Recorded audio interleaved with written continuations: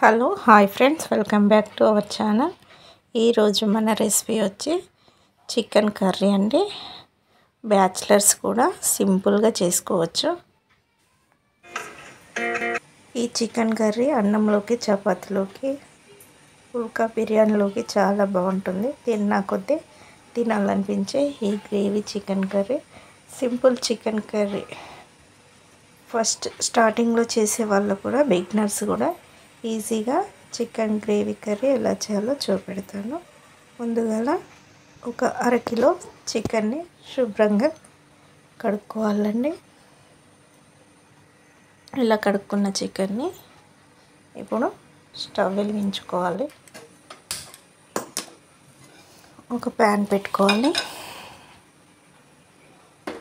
2 table spoon నూనె పోసుకోవాలండి.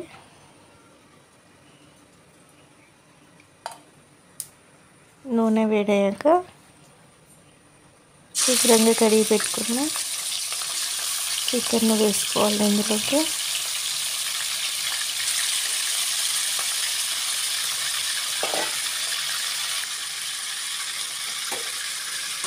Half table spoon అల్లం వెల్లుల్లి పేస్ట్ వేసుకొని బాగా కలుపుకోవాలి.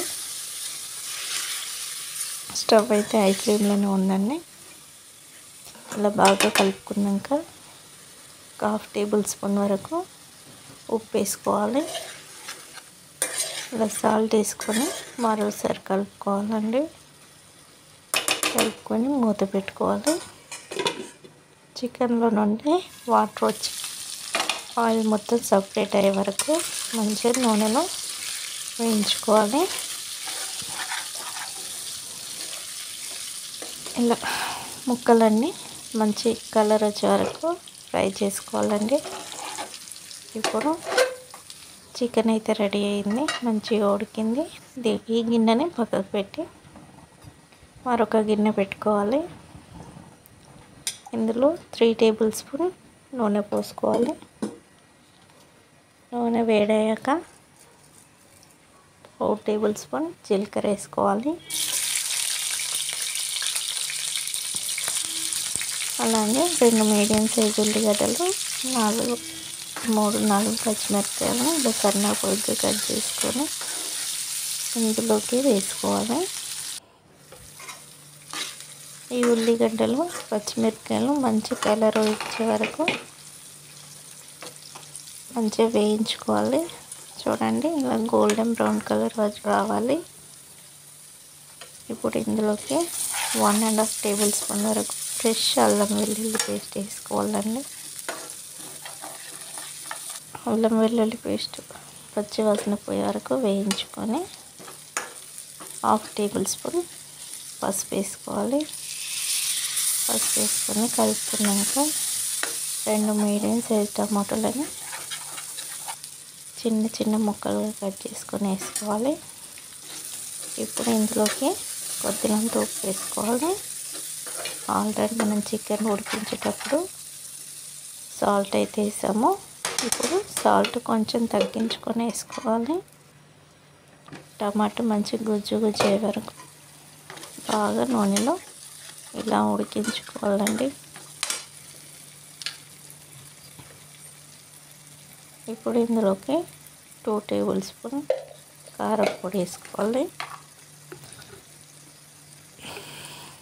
1/2 టేబుల్ స్పూన్ ధనియాల పౌడర్ వేసుకొని స్టవ్ని హై ఫ్లేమ్లో పెట్టుకొని బాగా వేయించుకొని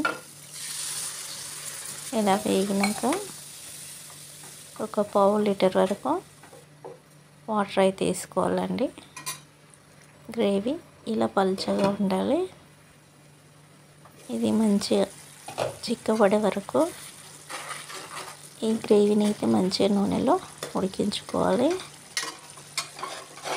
ఇప్పుడు ఇందులోకి మనం ముందుగా రెడీ చేసి పెట్టుకున్న చికెన్ని ఇందులోకి వేసుకొని కలుపుకోవాలి.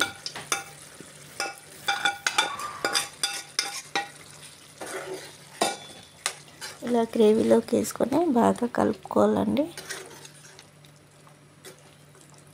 కలుపుకొని మూత పెట్టుకోవాలి.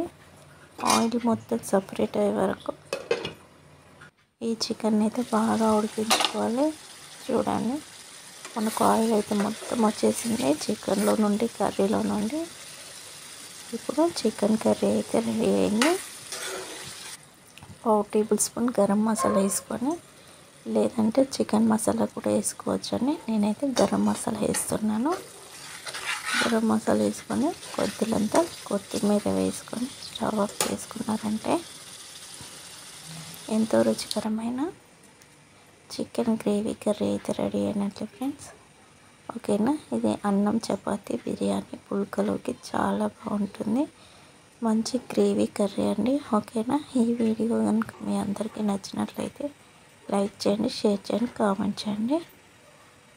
ప్లీజ్ సబ్స్క్రైబ్ చేయండి ఫ్రెండ్స్. ఫస్ట్ టైం చూసిన వాళ్ళు వీడియోను ఎక్కడ స్కిప్ చేయకుండా ఎండ్ వరకు చూసినందుకు థ్యాంక్ యూ ఫ్రెండ్స్. ఓకేనా, మరిన్ని వీడియోస్ చూస్తూ ఉండండి. ఎలా వచ్చినాయి కామెంట్ చేయండి. Bye bye.